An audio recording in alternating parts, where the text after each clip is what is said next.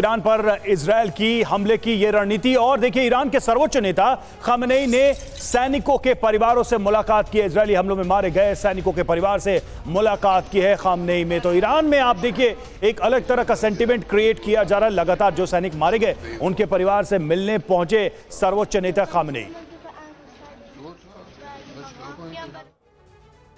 और ईरान के supreme leader Ayatollah Khamenei की बड़ी धमकी भी इस बीच सामने आई है। ईरान पर गलत अनुमान लगा रहा है इजरायल। यह कहा गया है ईरान का पलटवार बहुत बड़ा होगा, यह कहा गया है खामेनेई की तरफ से। तो एक तरफ इजरायल ईरान को धमकाता हुआ नजर आ रहा है और दूसरी तरफ ईरान की तरफ से यह बताया जा रहा है कि ईरान का पलटवार बहुत बड़ा होगा।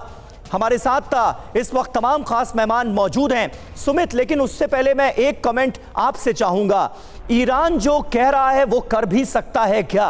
इजरायल को जो धमकियां दी जा रही हैं कि इससे आगे अब कदम मत बढ़ाना, इसका अंजाम क्या होगा? और दूसरा, क्योंकि आप खुद हिजबुल्लाह के गढ़ में होकर आए हैं, दाहिया इलाके में भी आप गए, इतने जबरदस्त हमलों के बाद भी लेबनान के जो आम लोग हैं, जो आम नागरिक हैं, हिजबुल्लाह के लिए जो उनका सपोर्ट कुछ दिनों पहले तक दिखता था वो कम हुआ है क्या, या वो जस का तस है? देखिए, सबसे पहले तो ईरान की अगर बात कर लें तो ईरान के ऊपर अब ये मजबूरी बन गया, ये ज़रूरत बन गई है कि वो रिटेलिएट करे और जवाब दे। क्योंकि ना सिर्फ ईरान के अपने लोगों के लिए, उसके पॉलिटिकल लीडरशिप पर, उसकी पूरे सिस्टम पर सवाल खड़े हो रहे हैं, बल्कि IRGC, बल्कि दूसरे उनके जो इंस्टीट्यूशंस हैं उस पर भी सवाल खड़े हो रहे हैं। और दूसरी बात कि उनको ये जस्टिफाई करना इसलिए भी ज़रूरी पड़ गया क्योंकि उनके लगातार प्रॉक्सीज के साथ जिस तरीके से इसराइल के अटैक किए जा रहे हैं, न्यूट्रलाइज किया जा रहा है उनकी लीडरशिप को, वो भी ईरान के लिए बहुत बड़ा सवाल खड़ा हो गया कि ईरान आखिरकार कब करेगा, कि सब जब मिट जाएंगे। दूसरी इंपॉर्टेंट बात थी कि लेबनान के अंदर हिजबुल्लाह की क्या हालत है। हिजबुल्लाह की हालत अब इसलिए खराब हो रही है क्योंकि वहां से जो लगातार रिफ्यूजीज आ रहे हैं, यानी साउथ लेबनान से करीबन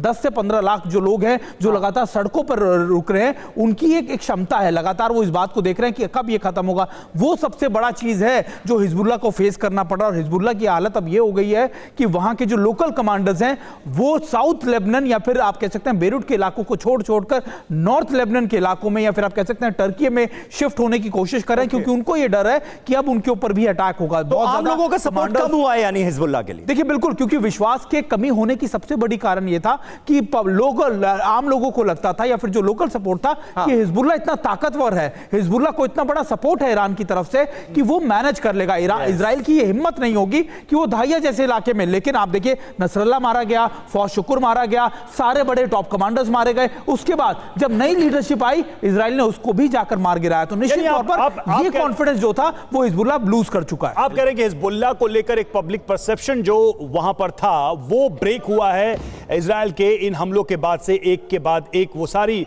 जो धारणाएं हैं वो टूट रही हैं। और देखिए, हम इजराइल के साथ जंग के लिए तैयार हैं। कौन कह रहा है? ईरान ने कहा है। ईरान ने कहा है कि हम जंग के लिए तैयार हैं, अगले चरण के युद्ध के लिए हम तैयार। ईरान का बड़ा बयान, ईरान ने युद्ध की तैयारी का वीडियो भी जारी किया है।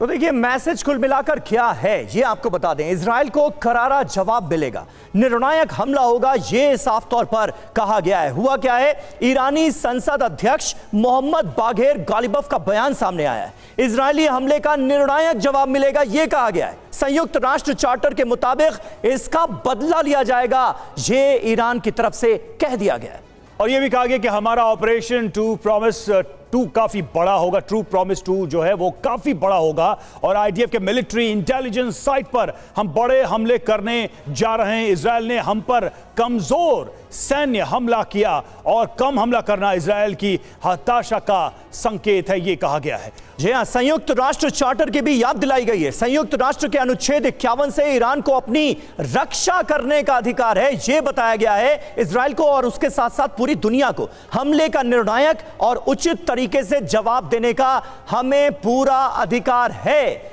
ये ईरान कह रहा है।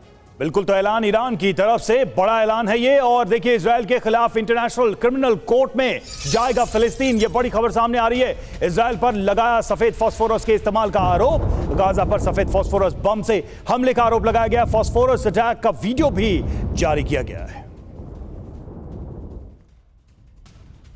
और इस बीच देखिए गाजा का क्या हाल है, यह भी आपको बता दें। गाजा में आईडीएफ और हमास के बीच जमीनी जंग अभी भी जारी है। ग्राउंड ऑपरेशन के दौरान दोनों तरफ से फायरिंग हो रही है। इजरायली सेना के जवान को लगी है गोली। ये उस वक्त की तस्वीरें आपको दिखा रहे हैं, उस वक्त का वीडियो आपको दिखा रहे हैं जब हमास के लड़ाकों से आमने सामने की जंग चल रही थी आईडीएफ के जवानों की।